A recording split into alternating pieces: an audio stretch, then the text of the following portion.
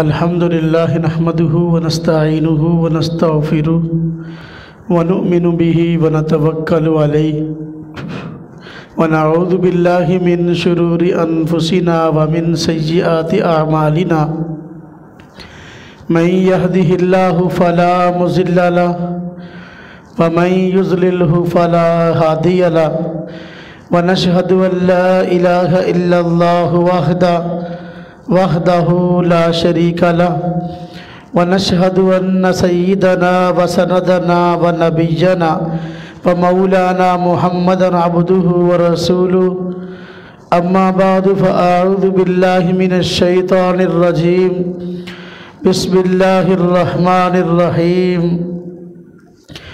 يا أيها الناس اتقوا ربكم الذي خلقكم من نفس واحدة وخلق منها زوجها وبث منهما رجالا كثيرا ونساء واتقوا الله الذي تساءلون به والأرحام إن الله كان عليكم رقيبا قال النبي صلى الله عليه وسلم الحياء شعبة من الإيمان وقال رسول الله صلى الله عليه وسلم النساء من حبائل الشيطان آمنت بالله صدق الله العظيم وصدق رسوله النبي الكريم ونحن على ذلك من الشاهدين والشاكرين والحمد لله رب العالمين اللهم صل على محمد وعلى آل محمد كما صليت على إبراهيم وعلى آل إبراهيم إنك حميد مجيد اللهم بارك على محمد وعلى آل محمد كما باركت على إبراهيم وعلى آل إبراهيم إنك حميد مجيد۔ واجب الاحترام بزرگوں اور دوستوں، اللہ رب العزت نے اس دنیا کو آباد کرنے کے لیے 18,000 مخلوقات میں سے افضل ترین مخلوق انسان کو اس دنیا میں ایک خاص شان کے ساتھ بھیجا ہے کہ اللہ پاک نے دوسری مخلوقات پر انسان کو فضیلت عطا فرمائی ہے، اور یہ انسان اس دنیا میں اللہ رب العزت کا نائب بن کے آئے ہیں۔ انسانوں میں مرد بھی شامل ہیں اور خواتین بھی شامل ہیں۔ اللہ رب العزت نے اس دنیا میں سب سے پہلے انسانوں میں حضرت آدم علیہ السلام کو پیدا کیا، پھر انہی سے گوشت کا ایک حصہ لے کر حضرت حوا کو پیدا کیا،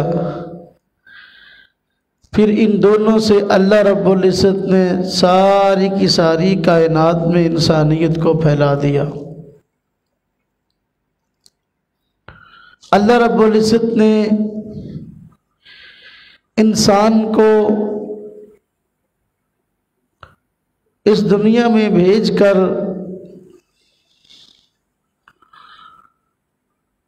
ایک اصلاحی اور بہترین معاشرے کی تشکیل کی ہے، اور اللہ رب العزت نے اس دنیا میں انسانوں کو بھیج کر کائنات کے نظام کو ایک خاص نہج کے مطابق چلایا ہے۔ انسانوں میں مردوں کے لیے بھی اللہ رب العزت نے بہت سی نعمتیں رکھی ہیں، خواتین کے لیے بھی بہت سی نعمتیں رکھی ہیں۔ کچھ نعمتیں مردوں کی خصوصیات میں ہیں اور کچھ نعمتیں خواتین کی خصوصیات میں سے ہیں۔ اللہ پاک نے اس دنیا میں انسان کو عمل کرنے کے لیے بھیجا ہے کہ اچھے اعمال کر کے آئے تو اللہ رب العزت کی ذات ان کو بہترین انعامات سے نوازے گی۔ اب مرد ہو اور اچھے اعمال کر کے اللہ رب العزت کے ہاں پیش ہو، اس کے لیے بھی جنت کا وعدہ ہے، اور خواتین ہوں وہ اچھے اعمال کر کے اللہ رب العزت کے آگے پیش ہوں تو ان کے لیے بھی جنت کا وعدہ ہے۔ اللہ رب العزت کی ذات نے جنت جیسی عظیم نعمت، پھر اس میں کئی نعمتیں مردوں کے لیے بھی رکھی ہیں اور خواتین کے لیے بھی رکھی ہیں، اور اللہ پاک نے اس دنیا کے اندر زندگی گزارنے کے لیے انسانوں کو ایک دوسرے سے میل جول کے طور طریقے بھی سکھائے اور بتائے ہیں۔ اللہ پاک نے انبیاء علیہم السلام کو اس دنیا میں بھیجا، انہوں نے آ کر انسانوں کو انسانیت کے گر سکھائے اور ایک اصلاحی امن کا گہوارہ معاشرہ کیسے تشکیل پا سکتا ہے، انہوں نے اس کے لیے رہنمائی بھی فرمائی۔ اللہ پاک نے تمام انبیاء سے آخر میں حضور نبی پاک صلی اللہ علیہ وسلم کو اس کائنات میں بھیجا ہے، اور آپ نے اپنی امت کو خاص طور پہ خواتین کے حقوق اور خواتین کا خیال رکھنے کی اللہ رب العزت کے حکم کو پورا کرتے ہوئے امت کو تلقین کی ہے کہ خواتین کے حقوق کا خاص طور پہ خیال رکھا جائے۔ آج ہمارے معاشرے میں جہاں اور بہت ساری مصیبتیں اور بہت سارے فتنے ہیں، فتنوں میں سے ایک فتنہ غیر مسلموں کی طرف سے اور غیر مسلم طاقتوں کی طرف سے یہ پھیلایا جاتا ہے کہ شو یہ کیا جاتا ہے کہ اسلام میں عورتوں کے صحیح حقوق موجود نہیں ہیں، مسلمان ان کو صحیح حقوق نہیں دیتے، اس لیے غیر مسلم طاقتیں اس شر کو پھیلانے کے لیے مارچ کے مہینے میں 8 مارچ کو خواتین اور مردوں کو گھروں سے باہر نکالتے ہیں اور ان سے عجیب و غریب قسم کے نعرے لگواتے ہیں، اور عنوان خواتین کے حقوق کا ہوتا ہے، جبکہ مقصد فحاشی عریانی اور بے دینی پھیلانا ہوتا ہے۔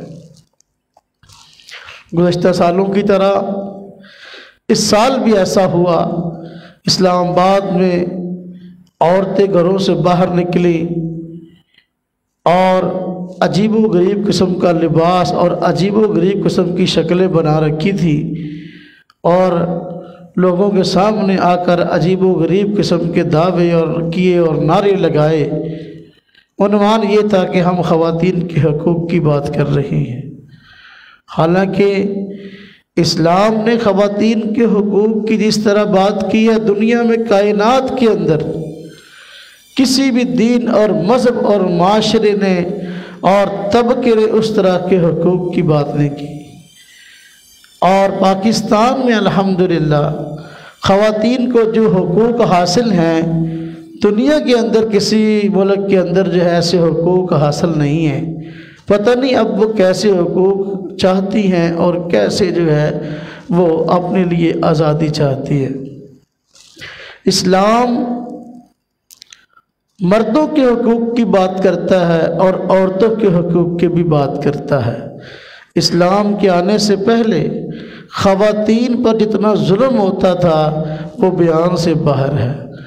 دنیا جانتی ہے کہ خواتین پر کھلے عام جو ظلم روا رکھا جاتا تھا، اسلام نے آ کر سراسر اور واضح الفاظ میں اس ظلم کی تردید کی اور خواتین کے حقوق کی بات کی ہے۔ جس طرح خواتین کے حقوق پر اسلام نے آواز اٹھائی ہے، دنیا کے کسی دین اور مذہب میں اس طرح آواز نہیں اٹھائی گئی۔ جو اسلام کے آنے سے پہلے خواتین کے ساتھ ہوتا تھا، اس کی میں ایک جھلک آپ حضرات کے سامنے پیش کرتا ہوں کہ عرب کے اندر ہی یہ سلسلہ تھا کہ جاہل لوگ، عرب کے لوگ جس طرح کے نظریاتی طور پر جو ہے وہ ہر طرح کی گمراہی اور پستی میں جا چکے تھے، اخلاقی طور پر بھی ہر طرح کی گمراہی اور پستی میں جا چکے تھے۔ خواتین کے ساتھ بہت زیادہ ظلم ہوتا تھا۔ حضور نبی پاک صلی اللہ علیہ وسلم نے اس ظلم کے خلاف آواز اٹھائی۔ صورتحال یہ تھی، اگر کوئی آدمی فوت ہو جاتا، فوت ہونے کے بعد اس کی جائیداد اس وارث بیٹے آپس میں بانٹ لیا کرتے، حتیٰ کہ فوت ہونے والے کی بیوی جو بچوں کی ماں ہوتی اس کو بھی مال و جائیداد سمجھ کر لوگ آپس میں بانٹ لیا کرتے تھے، اس کی خرید و فروخت تک ہو جاتی تھی۔ ماؤں کے ساتھ ایسا ظلم ہوتا تھا، خواتین کے ساتھ ایسا ظلم ہوتا تھا کہ جو بیان سے باہر ہے کہ ان کو ایک بکاؤ مال سمجھ لیا جاتا تھا کہ خواتین میں جس کا خامد فوت ہو گیا اب اس پر ظلم کا دروازہ کھل گیا۔ اسلام نے آ کر ماں کو عزت دی، خاتون کو عزت دی۔ اسلام نے آ کر عورت کا تحفظ کیا۔ عربوں کے اندر رواج تھا، اگر کسی خاتون کا خامد فوت ہو جاتا تو 1 سال تک وہ ایک بند کمرے کے اندر رکھی جاتی اور اس کو باہر نکلنے کی اجازت نہیں تھی، اور صاف ستھرا رہنے اور نہانے دھونے کی اجازت نہیں تھی۔ 1 سال کے اندر کمرے میں بند رہ کے اس کا وہ حال ہو جاتا کہ اس بیچاری سے اتنی بدبو آ رہی ہوتی تھی کہ قریب بیٹھنا کسی کے لیے ممکن نہ ہوتا تھا، اور شکل و صورت بیچاری کی صاف ستھرا نہ ہونے کی وجہ سے ایسی بگڑ جاتی تھی کہ بسا اوقات پہچاننا مشکل ہوتا تھا کہ یہ وہی خاتون ہے یا کوئی اور ہے۔ اسلام نے آ کر اس ظلم کا دروازہ بند کیا اور خواتین کو حقوق دیے اور بتایا کہ بھئی جس عورت کا خامد فوت ہو جائے تو اس عورت کو آگے صرف 4 ماہ 10 دن کے لیے عدت گزارے، سوگ کرے، اس کے بعد عدت گزارنے کے بعد کسی اور جگہ نکاح کرنا چاہے تو نکاح کر سکتی ہے۔ عرب کے معاشرے میں کسی عورت کا خامد فوت ہو جاتا ہے تو آگے اس کا نکاح کرنے کے جو ہے لوگ مخالف تھے۔ اسلام نے دوبارہ شادی کی بات کی اور 4 ماہ 10 دن کی عدت کی بات کی، اور عدت کے اندر بھی اس کے لیے کوئی نہانا دھونا صاف ستھرا رہنا کوئی نجائز قرار نہیں دیا، جس طرح کے جاہلیت میں یہ رواج تھا، عرب میں یہ رواج تھا۔ اس ظلم کا اسلام نے دروازہ بند کیا، اور عورت کو خامد فوت ہو جاتا تو اس کے گھر سے نکال دیا جاتا تھا، اور مرد کے لیے جب مرد فوت ہو جاتا مرد کے ورثاء کے لیے ضروری تھا کہ بیوی جو ہے وہ اسی گھر کے اندر عدت گزارتی، اور عورت کے لیے اسی گھر میں عدت گزارنا جو ہے وہ لاگو کیا گیا کہ جس گھر میں وہ اپنے خامد کے ساتھ رہتی تھی۔ اس لیے ظلم کا دروازہ اسلام نے بند کیا کہ جو ہی خامد فوت ہوتا تو لوگ اپنی بیوی اور ورثاء جو ہے خامد کی بیوی کو گھر سے نکال دیا کرتے تھے۔ اسلام نے عورتوں کے حقوق کی بات کی، اور خامد فوت ہو جاتا تو اس کی جائیداد میں بیوی کو حصہ نہیں دیا جاتا تھا، اور اللہ رب العزت نے قرآن کریم کے اندر عورتوں کے حقوق کی بات کی، اور بیوی کا مرنے والے کی جائیداد میں باقاعدہ حصہ مقرر کیا، اور بتایا کہ مرنے والا جو ہے اگر اولاد والا تھا تو پھر بیوی کو 8واں حصہ دیا جائے، اگر اولاد نہیں تھی تو بیوی کو 4تھا حصہ دیا جائے۔ تو اسلام نے عورتوں کے حقوق کی بات کی۔ ہمارے معاشرے کے اندر آج بھی ہمارے سیاح ملک ہندوستان کے اندر ہندو لوگ رہتے ہیں، وہاں آج بھی ایک رسم ہے جس کو ستی کی رسم کہتے ہیں۔ صورتحال یہ کہ جس عورت کا خامد فوت ہو جائے تو اس کو وہ کپڑے میں لپیٹ کر اوپر لکڑیاں رکھ کے آگ میں جلا دیتے ہیں، تو اسی طرح اس کی زندہ بیوی بھی اپنے آپ کو جلا لیتی ہے اپنے خامند کے فوت ہونے کے بعد، اور عورت کو مجبور کیا جاتا ہے کہ خامند کے فوت ہونے کے بعد وہ بھی اپنے آپ کو جلا لے۔ تو یہ ایک مذہبی رسم سمجھی جاتی ہے۔ اسلام نے اس ظلم کا دروازہ بند کیا اور عورت کے حقوق کی بات کی کہ خامند فوت ہو گیا، اس کے ساتھ عورت کو مرنے کی ضرورت نہیں ہے، عورت عدت گزارنے کے بعد اپنا گھر دوبارہ بسا سکتی ہے۔ تو اب جس طرح اسلام نے حقوق کی بات کی کسی اور نے نہیں کی، جائیداد کے اندر بیوی کا حصہ رکھ دیا، یہ اللہ رب العزت کی طرف سے زبردست انعام ہوا ہے۔ ماں کی عزت بچے نہیں کرتے، جس طرح میں نے بتایا کہ خامد فوت ہو جاتا تو بچے اپنی ماں کو باپ کی جائیداد سمجھ کر فروخت کر دیتے تھے۔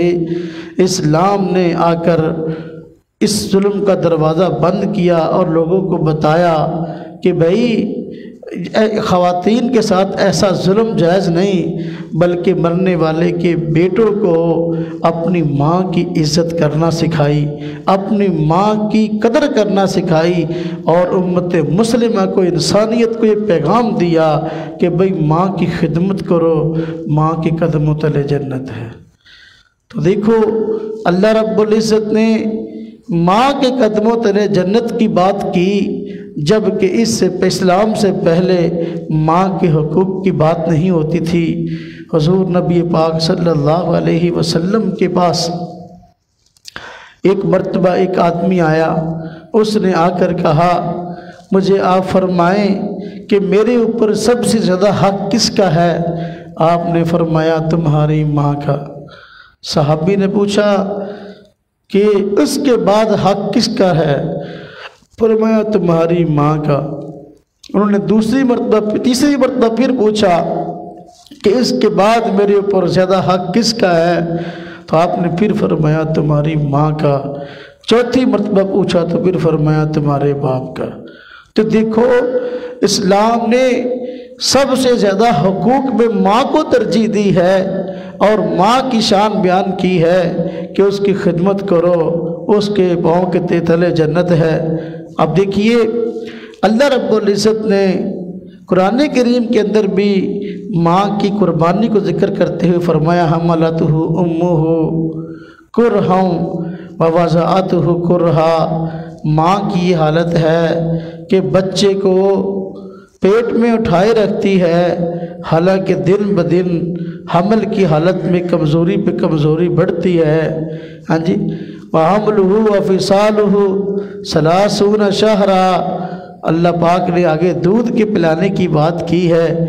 ماں ایسا ایک شفیق رشتہ ہے جس کی اسلام نے ترجمانی کی، اور ماں کی جذبات کو لوگوں کے سامنے ذکر کیا کہ دنیا میں خیر خواہ رشتہ اگر انسان کے ساتھ سب سے پہلا جڑتا ہے انسان کے دنیا میں آنے کی بات، وہ اس کی ماں ہے۔ جو ہی بچہ پیدا ہوتا ہے تو سب سے پہلے ماں جو ہے اپنے بچے کے ساتھ ہمدردی دکھاتی ہے۔ بچے کے پیدا ہونے کے بعد اس کو سلانا، نہلانا، دھلانا، دودھ پلانا، رات کو ساری رات لے کر چارپائی پہ بیٹھے رہنا، خود نہ سونا، یہ ماں کی قربانیاں ہیں۔ اس کو اسلام بیان کرتا ہے، کوئی اور دین اور مذہب بیان نہیں کرتا۔ آج اسی ماں کے خلاف کوئی آدمی اٹھ کر کے ہے کہ ہمیں ماؤں کی ضرورت نہیں ہے، ہم آزادی چاہتی ہیں، پتہ نہیں یہ کون سی آزادی ہے جو ماں کے خلاف یا باپ کے خلاف بات کرتا ہے۔ کہ جو 8 مارچ کو خواتین باہر نکلتی ہیں ان میں بعض اپنے باپ کے خلاف بات کرتی ہیں، ہمیں باپ کی ضرورت نہیں ہے۔ اگر تمہیں باپ کی ضرورت نہیں ہے، باپ سے تمہارا تعلق نہیں ہے، ماں سے تمہارا تعلق نہیں ہے، کیا تم کسی درخت پر ہوگی ہو؟ ظاہر بات ہے اسی ماں اور باپ کے परवरिश करने की वजह से तुम जो है इस कायनात में आए हो। अल्लाह पाक ने कुरान करीम में फरमाया ववस्सैनल इंसाना बिवालिदैहि इहसाना, ताकीदी हमने हुक्म दिया कि वालिदैन के साथ जो है वो हुस्न सलूक इख्तियार करो।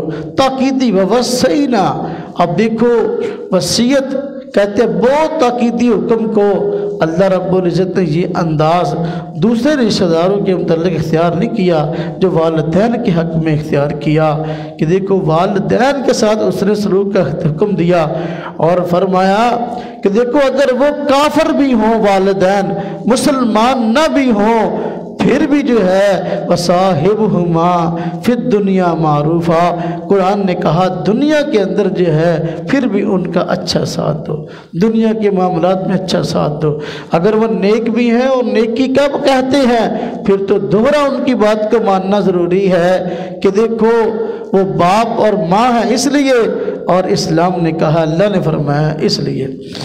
तो कुरान करीम ने औरतों के हुकूक की बात की है और माँ को वो मकाम और मर्तबा अता किया है जो कि इससे पहले माशरा बिल्कुल इससे नावाकिफ़ था और जानता नहीं था।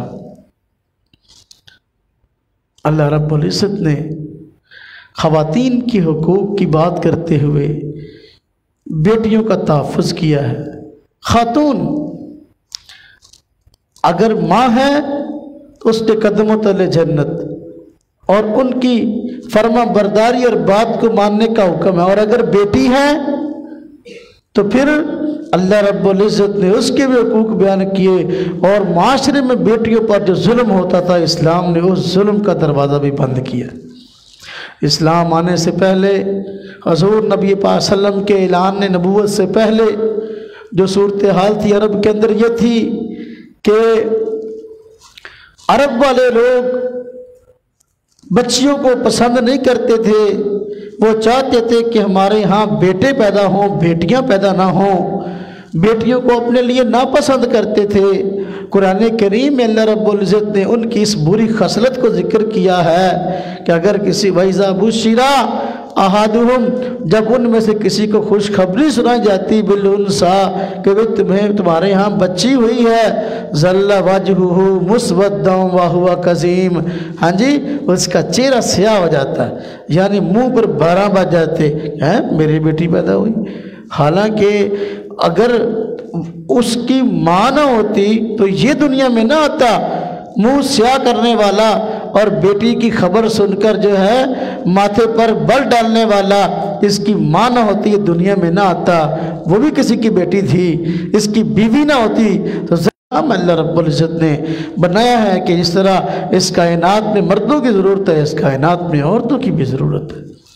अरब वाले लोग बच्चियों के नहायत दुश्मन थे, किसी को पता चल जाता कि मेरे यहाँ बेटी हुई है तो घर में ना आता गुस्से की वजह से, और बेटियों पर यह जुल्म किया जाता कि उनको दामादी के खौफ से भी कल को हम, लेकिन इस्लाम ने अगर इस जुल्म के दरवाजे को बंद किया, हाँ जी फरमाया व इज़ल मऊउदतु सुइलत, कुरान भी अय्यि ज़ंबिन कुतिलत। अल्लाह रब्बुल इज़्ज़त ने कुरान करीम में इस बुरी खसलत को जिक्र किया कि जब वो बच्ची जिसको ज़िंदा दफन किया गया उसको उठाया जाएगा और पूछा जाएगा बि अय्यि ज़ंबिन कुतिलत, किस गुनाह की वजह से तुझको कत्ल किया गया। अब अल्लाह रब्बुल इज़्ज़त ने बेटियों के हुकूक को बयान किया। कुरान करीम में हुज़ूर नबी पाक सल्लल्लाहु अलैहि वसल्लम ने अपने मुबारक फरमान में बेटियों के हुकूक को बयान किया और बेटियों के साथ नहायत शफ़क़त वाला मामला किया। अल्लाह का करना ऐसा है कि अल्लाह रब्बुल इज़्ज़त ने उस शख्सियत को जो रहमतल लिल आलमीन, जिनके मुतल्लिक़ कुरान करीम में फरमाया गया मा अरसलनाका इल्ला रहमतल लिल आलमीन, हमने आपको सारे जहानों के लिए रहमतल लिल आलमीन बना के भेजा है। अब जो है जिनकी ये शान थी, अल्लाह रब्बुल इज़्ज़त ने उनको जो है इस खासियत से और इस सिफत से नवाजा कि उनकी बेटियां ही थीं, बेटे बचपन में फौत हो गए थे। تو دیکھو ان کی بیٹیاں تھیں، حضور نبی پاک صلی اللہ علیہ وسلم کی 4 بیٹیاں تھیں، اور آپ صلی اللہ علیہ وسلم جو ہے 4 بیٹیوں کے باپ تھے۔ آپ نے 4 بیٹیوں کی پرورش کی اور 4 بیٹیوں کی شادیاں کی۔ یہ بیٹی کا اعزاز ہے۔ اسلام کے آنے سے پہلے، حضور نبی پاک صلی اللہ علیہ وسلم کے اعلان نبوت سے پہلے، عرب کے اندر رواج تھا کہ لوگ بیٹیوں کو زندہ دفن کر دیتے تھے۔ آپ صلی اللہ علیہ وسلم نے بیٹیوں کے حقوق بیان کیے اور یہ خوشخبری امت مسلمہ کو سنائی کہ جو آدمی اپنی بیٹیوں کی اچھی پرورش کرے اور ان کو اچھی تعلیم سے آراستہ کرے، پھر ان کی شادی کرے، اس کے لیے جنت کی بشارت ہے۔ آپ صلی اللہ علیہ وسلم نے ایک حدیث مبارکہ میں 3 بیٹیوں کا ذکر کیا، پھر آپ سے 2 کے متعلق پوچھا گیا، وہ بھی تذکرہ ہے کہ بھئی اس کے لیے بھی یہی بشارت ہے۔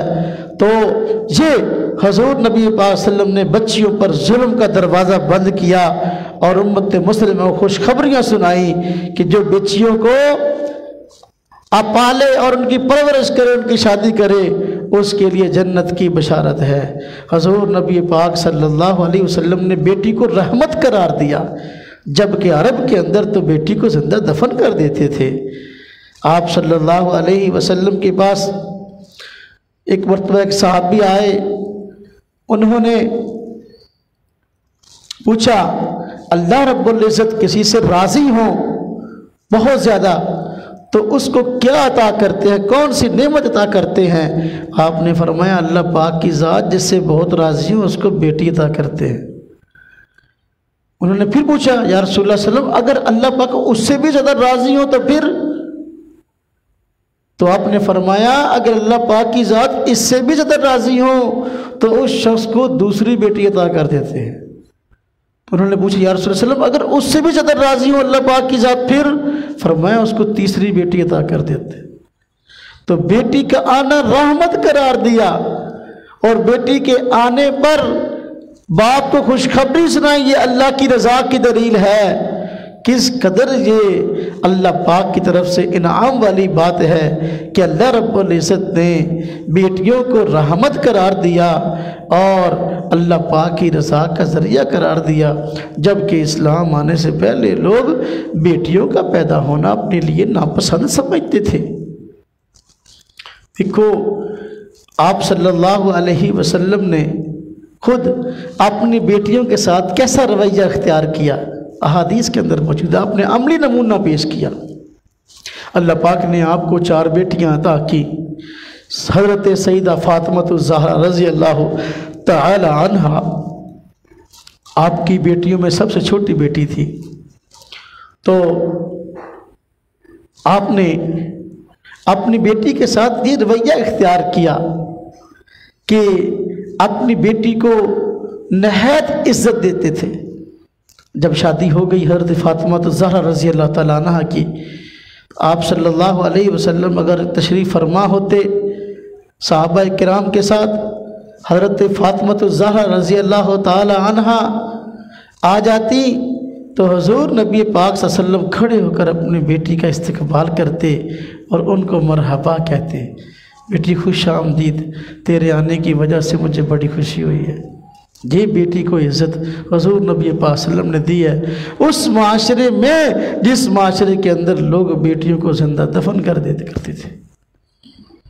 اور یہی بیٹی اللہ رب العزت نے اس کا جائیداد کے اندر حصہ رکھا ہے۔ باپ کی جائیداد میں جس طرح بیٹے کا حصہ ہے، باپ کی جائیداد کے اندر اسی طرح بیٹی کا بھی حصہ ہے۔ تو اس سے پہلے بیٹیوں کو تو لوگ برداشت ہی نہیں کرتے تھے، یا تو زندہ دفن کر دیتے، اگر زندہ بھی رکھتے تو ان کو کوئی مقام نہیں تھا، جائیداد میں حصہ ہونا تو بڑی دور کی بات ہے۔ باپ کی جائیداد کے اندر، ماں کی جائیداد کے اندر جس طرح بیٹوں کا حصہ رکھا، اسی طرح بیٹیوں کا حصہ بھی رکھا۔ اللہ رب العزت نے قرآن کریم میں واضح الفاظ میں فرمایا بیٹیوں کا بھی حصہ ہے، بیٹوں کا بھی حصہ ہے۔ ہاں یہ بات ہے کہ بیٹے کو بیٹی سے 2 گنا ملے گا۔ اس کی وجہ بعض بدبخت لوگ دین کو نہ سمجھتے ہوئے اعتراض کر دیتے ہیں، کہ دیکھو جی اسلام نے عورت کے حقوق کی بات صحیح نہیں کی، ارے دوسرے باقی مذاہب کو دیکھو جو عورت کو عزت دینے کے لیے تیار نہیں ہے، جائیداد تو بڑی بات کی بات ہے۔ عورت کو 1 گنا حصہ اور بیٹے کو 2 گنا حصہ، اس کی وجہ یہ ہے کہ بیٹی نے اگلے گھر جانا ہے، اگلے گھر میں جا کر اس نے وہاں بھی جائیداد کا حصے دار بننا ہے۔ اب دیکھو اگلے گھر میں بچی جاتی ہے، اگر بیوی ہے تو خامد کی جائیداد میں حصے دار ہے۔ کہا گیا وہی خامد فوت ہو جائے تو بیوی کو مرنے والے کی اولاد ہو تو 8واں حصہ، اولاد نہ ہو تو 4تھا حصہ ملنا ہے۔ بیوی ماں ہے تو بیٹا فوت ہو گیا، اس کی جائیداد میں ماں کا حصہ ہے۔ تو یہ بھی اب اگر اپنا بیٹی ہے تو یا بہن ہے تو پھر اس کے، اور اگر قریبی رشتہ دار نہیں ہے مرنے والے کی بہن موجود ہے تو پھر بہن کے لیے حصہ رکھا ہے۔ تو یہ اسلام نے مردوں کے حقوق کی بات بھی کی ہے اور عورتوں کے حقوق کی بات بھی کی ہے۔ حضور نبی پاک صلی اللہ علیہ وسلم نے بیٹی کو جو عزت دی تو وہ معاشرہ اس کا تصور بھی نہیں کر سکتا۔ آپ صلی اللہ علیہ وسلم نے عورت کو عزت دی۔ حضرت فاطمہ الزہرا رضی اللہ تعالی عنہا، ہاں جی، ایک مرتبہ ایسا ہوا کہ آپ صلی اللہ علیہ وسلم تشریف فرما تھے، حضرت فاطمہ الزہرا رضی اللہ تعالی عنہ تشریف لائیں، آپ کے نواسے حضرت حسن رضی اللہ عنہ اور حضرت حسین رضی اللہ عنہ تشریف لائے، حضرت سیدنا علی المرتضیٰ رضی اللہ تعالیٰ عنہ تشریف لائے۔ مسلم شریف میں روایت ہے آپ صلی اللہ علیہ وسلم نے محبت کی وجہ سے ان کو ایک چادر کے اندر جو ہے وہ چھپا لیا، ان سب کو، بیٹی کو، داماد کو، نواسوں کو، اور فرمایا ہؤلاء اہل بیتی، یہ میرے گھر کے فرد ہیں، یہ میرے گھر کے افراد ہیں، یہ میرے گھر کے لوگ ہیں۔ یہ کیوں بات ارشاد فرمائی؟ لوگ بس اوقات اس کو کسی اور طرف لے جاتے ہیں، جس پس منظر میں آپ نے بات ارشاد فرمائی وہ پس منظر سمجھنے کے قابل ہے۔ آپ صلی اللہ علیہ وسلم نے حضرت فاطمہ کی شادی کر دی تھی، نواسے ہو گئے، داماد۔ ہمارے معاشرے کے اندر آج بھی بعض عجیب لوگوں کا یہ ذہن ہے کہ جب بچی کی شادی کر دیں اب وہ دوسرے خاندان کا حصہ ہوگی، اب ہمارے خاندان سے اس کا تعلق نہیں ہے۔ جب بچی کی اولاد ہو جائے، نواسے نواسیاں، وہ کہتے ہیں یہ دوسرے خاندان کی اولاد ہے، ہماری اولاد نہیں ہے۔ جو پوتے پوتیاں یہ ہمارے خاندان کی اولاد ہے، یہ ہماری اولاد ہے، لیکن نواسے نواسیاں یہ جدھر بچی چلے گی دوسرے گھر میں ان کی اولاد ہے، ہماری اولاد نہیں ہے۔ حضور نبی پاک صلی اللہ علیہ وسلم نے اس پس منظر میں بات ارشاد فرمائی کہ بھئی پوتا اور پوتی ہو یہ بھی اپنی اولاد ہے، نواسا اور نواسی ہو یہ بھی اپنی اولاد ہے، اور بیٹی شادی سے پہلے بھی اپنے گھر کا فرد ہے، شادی کے بعد بھی اسی گھر کا فرد ہوتی ہے، اس گھر سے اس کا تعلق نہیں ٹوٹ جاتا، اس کو دوہری ہمدردی مل جاتی ہے، والدین کی بھی سسرال کی بھی۔ اور داماد کی حوصلہ افزائی، حضرت سیدنا علی المرتضیٰ رضی اللہ تعالیٰ عنہ کو بھی چادر میں چھپایا اور فرمایا ہؤلاء اہل بیتی، میرے گھر کے فرد ہیں یہ سارے۔ تو معاشرے کے اندر داماد کی عزت نہیں تھی، لوگ داماد کو اچھی نگاہ سے نہیں دیکھتے تھے، آپ صلی اللہ علیہ وسلم نے داماد کو عزت دی اور اپنے گھر کا فرد قرار دیا۔ بس اوقات ہمارے ہاں آج بھی یہ ذہنیت ہے کہ گھر کا کوئی اہم مشورہ کرنا ہو تو کہتے ہیں جوائیاں نے پرے کٹو ذرا گھر کا کوئی مشورہ کرنا انہوں کے پیچھے کرو، گھر کا فرد نہیں سمجھتے۔ آپ صلی اللہ علیہ وسلم فرمایا ہؤلاء اہل بیتی، فاطمہ شادی کے بعد بھی میرے گھر کا فرد ہے، نواسے میرے گھر کا فرد ہے، داماد میرے گھر کا فرد ہے۔ تو یہ اللہ پاک نے قرآن کریم میں عورتوں کی عزت کی بات کی، بیٹیوں کی عزت کی بات کی، اور اسی طرح حضور نبی پاک صلی اللہ علیہ وسلم نے بیٹیوں کی عزت کی بات کی اور ان کے حقوق کی بات کی ہے۔ بیوی، عورت کی تیسری صورت یہ کہ وہ بیوی ہوتی ہے۔ ماں کی تفصیل میں نے بیان کی، بیٹی کی میں نے بیان کی۔ بیوی، اگر عورت بیوی ہے، اللہ رب العزت نے معاشرے میں اس کی وہ عزت رکھی ہے، ہاں جی، اسلام نے اس کو وہ عزت عطا کی ہے جو دوسری اقوام کے ہاں اس کا تصور بھی نہیں ہے۔ بیوی کو ہوتا ہے تو میاں بیوی سے آباد ہوتا ہے، گھر کا نظام چلتا ہے تو میاں بیوی سے چلتا ہے، اللہ رب العزت نے ایک سربراہی مرد کو عطا کی ہے اور دوسری سربراہی عورت کو عطا کی ہے۔ مرد کو سربراہی باہر کے نظام کی عطا کی ہے، عورت کو سربراہی جو ہے وہ گھر کے نظام کی عطا کی ہے۔ عورت گھر کے ہاں ایسا بہترین تصور اور ایسے بہترین حقوق ہیں ہی نہیں جو اللہ رب العزت نے، جو اسلام نے، جو حضور نبی پاک صلی اللہ علیہ وسلم نے بیوی کو عطا کیے۔ اب عورت کو گھر میں رہنے کا حکم، اس سے یہ گھر میں رہ کر بچوں کی پرورش کرے، گھر کی ضروریات کو دیکھے اور گھر میں رہے۔ یہ خامد کی عزت ہے۔ یہ گھروں سے نکل کر گلیوں بازاروں میں جائے گی، دوسروں کی گندی نظریں ان پہ پڑے گی، یہ عورت کے تشخص کے خلاف ہے۔ عورت ہے ماں، بیوی، بیٹی، بہن۔ عورت کا معنی ننگ ہے۔ عربی زبان میں عربی ڈکشنری پڑھی ہے، آپ کھول کے دیکھیں، عورت کا لفظ نکالو، آگے لکھا ہوگا ننگ، چھپانے کی چیز، ستر۔ تو بھئی عورت چھپانے کی چیز، عورت کی عزت باہر نکلنے میں نہیں ہے، عورت کی عزت جو ہے وہ گھر میں رہنے کے اندر ہے۔ اس لیے امور خانہ کی سربراہ عورت ہے، باہر کے نظام کا سربراہ مرد ہے۔ آج عورتوں کی آزادی کے نام پر 8 مارچ کو جو یہ سلسلہ ہوتا ہے اسلام آباد کے اندر، اس کا کسی دین سے تعلق تو ہے ہی نہیں، اس کا تعلق حیا اور شرم کے ساتھ بھی نہیں ہے، انسانیت کے ساتھ بھی نہیں ہے۔ انسان کے مقام کو جانتے نہیں۔ خاتون کا مقام کیا ہے؟ خاتون معاشرے کا قیمتی ترین اثاثہ ہے، قیمتی ترین اثاثہ، قیمتی ترین سامان۔ دیکھو نا، ہمارے گھر کے اندر جو چیز سب سے قیمتی ہوتی ہے اس کو ہم پردوں میں چھپا کے رکھتے ہیں۔ اب گھروں کے اندر اگر سونا ہو، سونے کو کہاں رکھتے ہیں؟ آم پیا ہوندہ ویڑے چ پیا، بھائی برانڈے چ آم پیا، کمرے چ پیا، بس سارے ویکھی جاندے، ہر بندہ چھیڑی جاندہ، ہر بندہ ہاتھ لائی جاندہ، ادھر ہوندا نہیں۔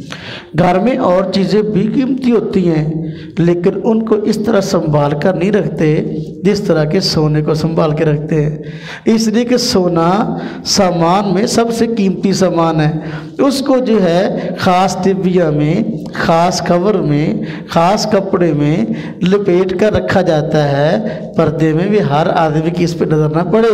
کسی غیر کی نظر پڑے گی تو بے ایمان ہو جائے گا، زیور چوری ہو جائے گا۔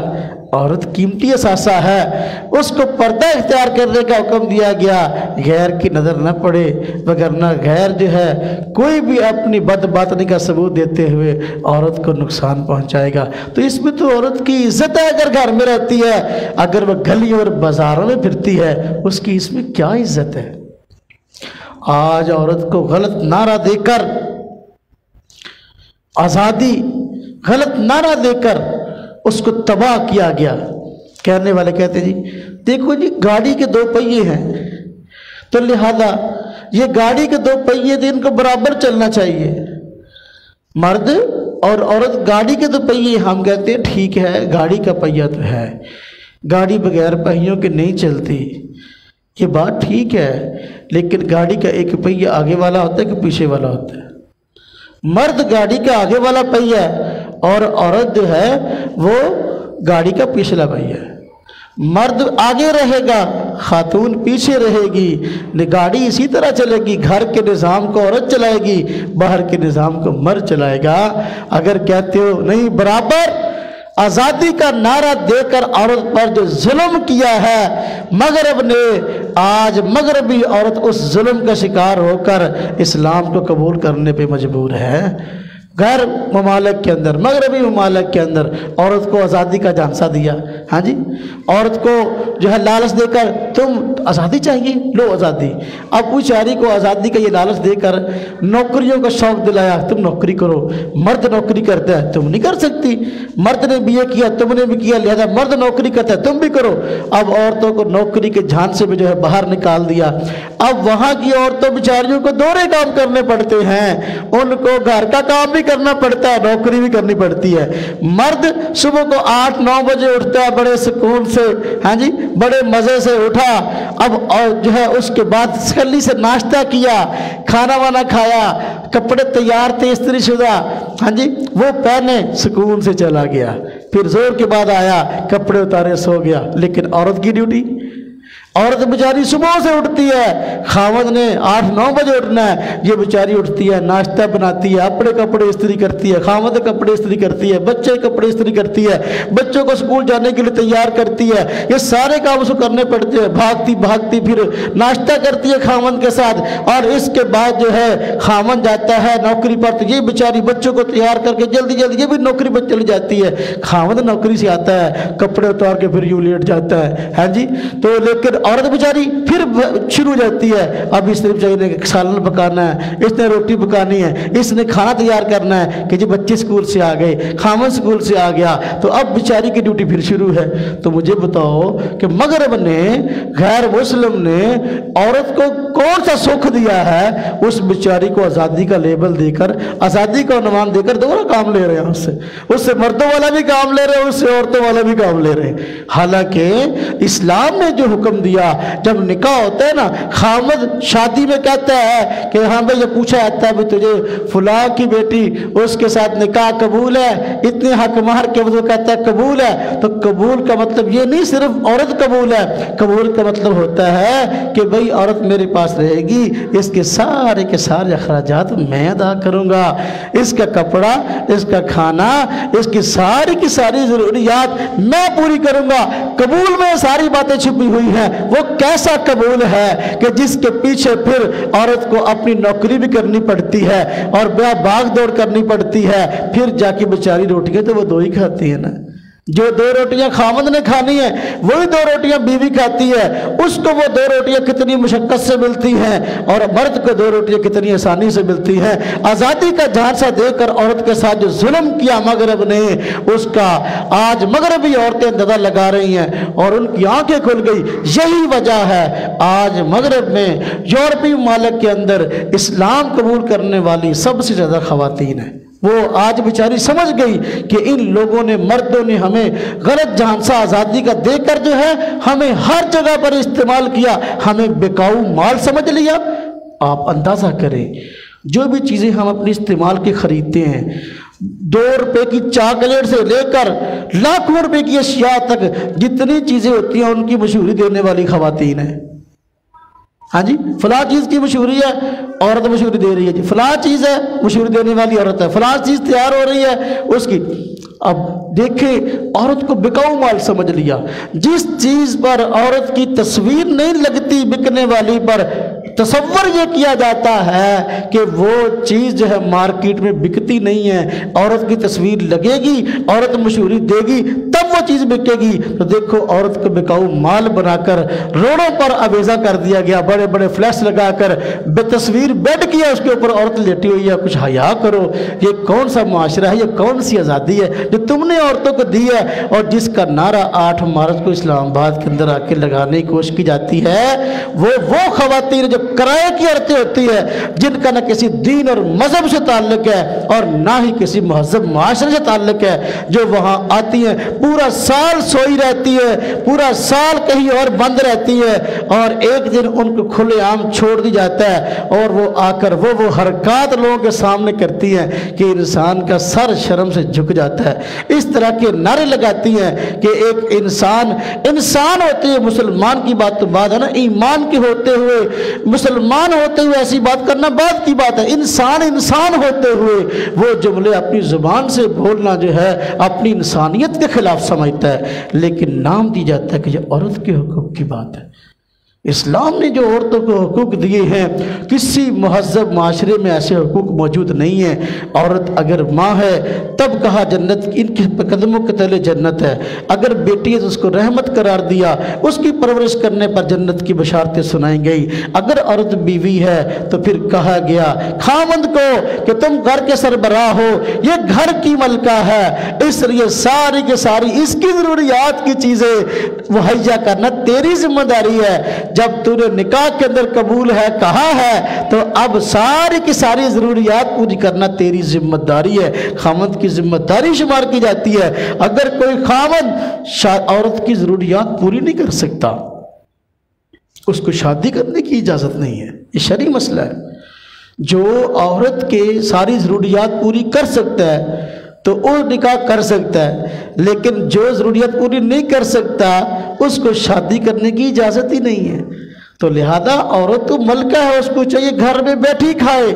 اب اگر اس کو نوکری کا جھانسا دے کر جو ہے بازار میں لے آئے ہیں تو وہ نوکری کا جھانسا نہیں ہے، در حقیقت بے حیائی کا پیش خامہ ہے، بے حیائی پھیلانے کے لیے ایسے معاملات ہیں۔ اور قرآن کریم میں اللہ رب العزت نے ارشاد فرمایا ان الذین یحبون ان تشیع الفاحشہ، فرمایا جو لوگ بے حیائی کو پھیلانا پسند کرتے ہیں ان کے لیے دنیا اور آخرت کے اندر ذلت اور دردناک عذاب ہے۔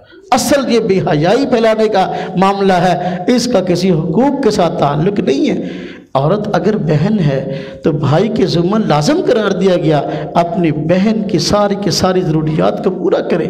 والد فوت ہو گیا تو بھائی کی ذمہ داری ہے کہ اپنی بہن کی تمام ضروریات کو پورا کرے اور اس کا خیال رکھے۔ آج جو عورتوں کے ساتھ آزادی کے نام پر کیا جاتا ہے بالکل جھوٹ ہے۔ دیکھو اللہ رب العزت نے، وقت ختم ہو گیا وگرنہ میں اس پہ مزید گفتگو کرتا، اللہ رب العزت نے پوری کی پوری شریعت اسلام میں جو آسانیاں عورتوں کو دی ہیں وہ آسانیاں مردوں کو نہیں دی۔ توجہ کرنا، تھوڑی سی میں آسانیاں ذکر کرتا ہوں۔ جس طرح میں نے عرض کیا شادی کے بعد عورت پہلے بچی ہے، والد کی ذمہ داری ہے اس کا خرچہ برداشت کرے۔ بڑی ہو گئی، اگر بہن کے درجے میں آگئی، باپ فوت ہو گیا، بھائی کی ذمہ داری ہے اس کا خرچہ برداشت کرے۔ شادی ہو گئی، خامد کی ذمہ داری ہے اسے خرچہ برداشت کرے۔ خامد فوت ہو گیا، اولاد ہو گئی، اب بیٹوں کی ذمہ داری ہے ماں خرچہ برداشت کرے۔ عورت کو تو باہر کمانے کے لیے نکلنے کی، محنت مشقتیں کرنے کی اللہ رب العزت نے یہ اپنا ذمہ داری لگائی نہیں ہے، یہ مردوں کی ذمہ داری لگائی ہے۔ یہ جو فرمایا الرجال قوامون علی النساء، مرد جو ہیں وہ عورتوں پر سربراہ ہیں، وہ اس لیے کہ بھئی ضروریات وہ پوری کریں گے۔ محض گھر میں آ کر لڑنے کے لیے، گھر میں گالیاں دینے کے لیے، بیویوں کو مارنے کے لیے، گھر کی خواتین کی پٹائی کرنے کے لیے مرد سربراہ نہیں ہے، ساری کے ساری ضروریات پورے کرنے کے لیے سربراہ ہے۔ اب توجہ کرنا ذرا، عورت ہے، اللہ رب العزت نے تو گھر کا نظام ہے نا، عبادات کے اندر عورت کو بڑی آسانی دی ہے۔ جس طرح کی سہولت اللہ پاک نے عورتوں کو دی ہے، اسلام نے دی ہے، دنیا کوئی اور معاشرہ ایسے دے ہی نہیں سکتا، نہ کوئی اور مذہب ایسے۔ دیکھیں 5 وقتی نماز ہے، 5 وقتی نماز یہ مسلمان پہ فرض ہے بالغ ہونے کے بعد، لیکن خاتون کے ساتھ یہ مسئلہ لگا ہے کہ بالغ ہونے کے بعد اس کو ہر مہینے کچھ دن کے لیے ناپاکی رہتی ہے۔ اللہ رب العزت نے اس کے شخصیت کے تقاضے کو سامنے رکھتے ہوئے ان دنوں میں اس کے لیے نماز معاف کر دی ہے۔ اب مرد کو کسی حالت میں نماز معاف نہیں ہے، لیکن عورت کی صنف نازک کو سامنے رکھتے ہوئے، اس کی مشقت کو سامنے رکھتے ہوئے کہ اس بیچاری کے لیے نماز پڑھنا اس حالت میں ناپاک ہے، اب ممکن نہیں ہے، مستقبل میں قضا کرے گی۔ اگر کہو بھی دیکھو 10 دن ناپاک رہی، اب وہ 10 دن کی نمازیں بعد میں پاک ہونے کے بعد قضا کرے، اس کے لیے بڑی مشقت ہے کہ ایک دن کی 5 نمازیں ہیں، 10 دن کی 50 نمازیں ہو جائیں گی۔ اب آئندہ بھی نمازیں اس نے 5 پڑھنی ہیں اور 50 نمازیں وہ بھی قضا کرنی ہیں، وہ بھی قضا کر نہیں پائے گی کہ اگلی مرتبہ پھر اس کا پیریڈ شروع ہو جائے گا، اس کے لیے مشقت ہے۔ اس لیے اللہ رب العزت نے، شریعت نے، حضور نبی پاک صلی اللہ علیہ وسلم نے آسانی بیان فرما دی کہ بھئی عورتوں کو ان دنوں کے اندر نماز معاف ہے۔ اب دیکھیں اسی طرح روزے ہیں، عورت کو حکم دیا گیا کہ بھئی دیکھو اگر پریشانی آ گئی، یہ ناپاکی والے معاملات ہیں، عورت کو ان دنوں کے اندر روزہ معاف ہے۔ ہاں البتہ پورا سال چونکہ نماز کا معاملہ ہے وہ تو ہر روز فرض ہے 5، لیکن روزے سال میں 1 مرتبہ فرض ہوتے ہیں۔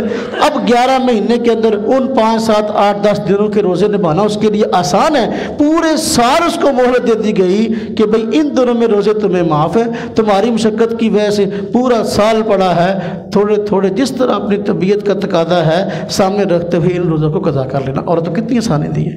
اب دیکھو حج یا عمرہ کرنے کے لیے جاتے ہیں، حج یا عمرہ کرنے کے لیے تو طواف کرتے ہیں۔ ایک تو احرام کے اندر بھی اللہ رب العزت نے مرد عورت کا احرام الگ رکھا ہے اور مسائل حج عمرے کے الگ رکھے ہیں۔ عورت کو کہا بھی جب تک اس کا محرم کو ساتھ موجود نہ تو نہ جائے، اس لیے کہ لمبا سفر کرے گی عورت تنہائی میں تو اس کی عزت کو، اس کی شخصیت کو خطرہ ہے، اس لیے اس کے تحفظ کی بات کی کہ بھئی کوئی محرم ساتھ نہ ہو، حج عمرہ اس پہ فرض ہے ہی نہیں، چاہے اس کے پاس جتنے چاہے پیسے ہوں۔ اب اسی طرح تو اب اس کے لیے احرام کی بات کی ہے۔ مرد کے لیے احرام یہ ہے کہ وہ سلا ہوا کپڑا نہیں پہننے کا، لیکن عورت جو ہے سلے ہوئے کپڑے پہن سکتی ہے اس کی شخصیت کی وجہ سے۔ اب دیکھو جو آسانی اللہ پاک نے مرد کو دی ہے وہ آسانی، جو آسانی عورت کو دی ہے وہ آسانی مرد کو نہیں دی۔ اب مرد ہیں طواف کرنے کے لیے جاتے ہیں تو پہلے 3 چکروں کے اندر اکڑ کے چلنا، جسے رمل کہتے ہیں، اکڑ کے چلنا ہوتا ہے اور اس میں مشقت ہے۔ یہ حکم مرد کو دیا ہے، یہ حکم عورت کو نہیں دیا، اس کی شخصیت کی وجہ سے۔ حج عمرہ کرنے کے لیے جاتے ہیں تو صفا مروہ پہ جانا ہوتا ہے، 7 چکر لگائے جاتے ہیں اور 7 چکروں کے اندر جہاں سبز لائٹیں لگی ہیں، حضرت اماں ہاجرہ دوڑی تھی تو وہاں پر دوڑنے کا حکم ہے، لیکن عورت کو نہیں ہے، مرد کو ہے۔ آج شرعی مسئلہ یہ ہے کہ عورت حج عمرہ کرنے کے لیے جائے، صفا مروہ پہ چکر لگائے تو اب اس صفا مروہ پہ عورت نہیں دوڑے گی، اس لیے کہ اس کے لیے مشقت ہے، اور مرد کے لیے حکم ہے کہ تم دوڑو، حالانکہ سنت تو حضرت ہاجرہ کی تھی۔ حضرت ہاجرہ جب دوڑی تھی تو وہ اکیلی تھی، وہاں کوئی دیکھنے والا نہیں تھا، لیکن آج عورت وہاں دوڑے گی تو اس کا جسم کا سطر کھلنے کا خطرہ ہے، اس کے ناک کے کھلنے کا خطرہ ہے، مرد عورت وہاں جمع ہوتے ہیں، اس لیے مرد جو ہے وہ عورت کے جو ہے وہ پوشیدہ حصوں کو نہ دیکھ لیں، ان کی نظر نہ پڑے، اس لیے مردوں کے لیے مسئلہ نہیں ہے اور اب عورتوں کے لیے مسئلہ نہیں ہے، عورت کے لیے دوڑنے کا حکم نہیں ہے، لیکن مرد کے لیے حکم ہے کہ وہاں جہاں حضرت اماں ہاجرہ دوڑی تھی وہاں مرد دوڑے۔ تو شریعت نے زندگی کے معاملات کے اندر جو ہے عورت کو وہ آسانیاں عطا کی ہیں جو مرد کو عطا نہیں کی۔ آج کوئی سر پھرا کر کھڑا ہو کر کہتا ہے کہ اسلام نے عورتوں کو حقوق نہیں دیے، اس نے اسلام کو پڑھا ہی نہیں ہے، وہ اسلام کو جانتا ہی نہیں ہے۔ وہ کبھی اسلام قبول کرے اور اسلام پر عمل کرے، اسلام کو پڑھے اور مطالعہ کرے اور صحیح مسلمانوں کے ساتھ بیٹھے، اس کو پتہ چلے اسلام کیا ہے۔ کبھی بھی پھر اللہ پاک نے اگر اس کو عقل دی ہے تو کبھی بھی اسلام پر اور اسلامی نظام پر کبھی اعتراض نہیں کرے گا۔ جو حقوق عورت کو اسلام نے دیے ہیں دنیا کی کسی قوم، دنیا کی کسی دین مذہب میں آج موجود نہیں، دنیا کسی معاشرے میں آج موجود نہیں ہے۔ اللہ پاک جو ہمیں دین اسلام کی صحیح سمجھ اور فہم عطا فرمائے اور اس پر عمل کرنے کی توفیق عطا فرمائے۔ وآخر دعوانا الحمدللہ رب العالمین۔